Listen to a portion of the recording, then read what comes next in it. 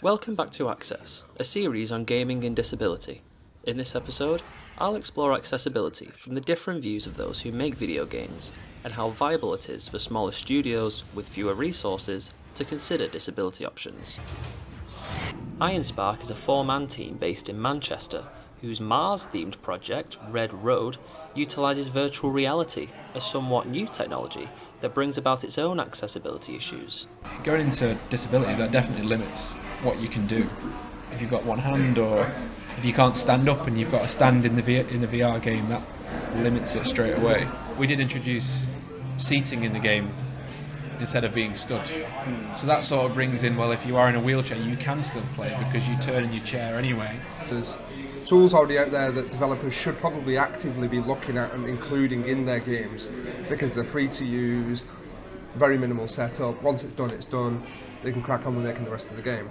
Because these people are going to buy your games, you know? These people are going to talk about your games. And if you make a game that's inclusive of people who've got sight issues or hearing issues or mobility issues, and your game caters for that, and it's a game they love, they're going to champion that. Make the boss really tough. He's a giant demon that's going to kick your butt. But make the sword easier to use for certain people, perhaps. This is the philosophy of developer Jason Canham of the Toronto-based studio Household Games, whose latest release, Way of the Passive Fist, was designed with accessibility in mind from day one. We put in features that make the game more comfortable to look at.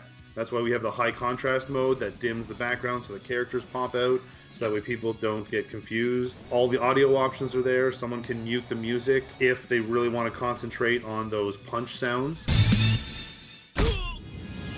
And then, of course, the difficulty sliders let you control all kinds of aspects, like how hard the enemies hit, how many enemies are on screen at once.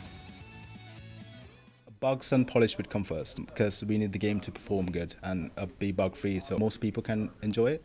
I've come to the University of Salford's Media City campus, where the game's design students have a different approach to accessibility. We want people to want to play our game first, so we need to have a really good polished game, and then we can make it accessible for the people who aren't fortunate enough to experience it to the fullest. The accessibility, you do the script right at the start, but you don't implement it till right at the end. Everything is easier in the short term and the long term in a way. To do it like later on when you've got everything sorted and your game's basically running fine, because you can sort of see where the errors are with the accessibility then, rather than seeing where your errors are with the game and then the accessibility and having both to deal with. The accessibility options added zero to the budget. We had meetings with the artists to make sure the art they were creating fit within our vision, talked to my programmers, and all of them came back and they were like, because I asked them, and we were like, how much does this add? Does this make it take longer for you to do?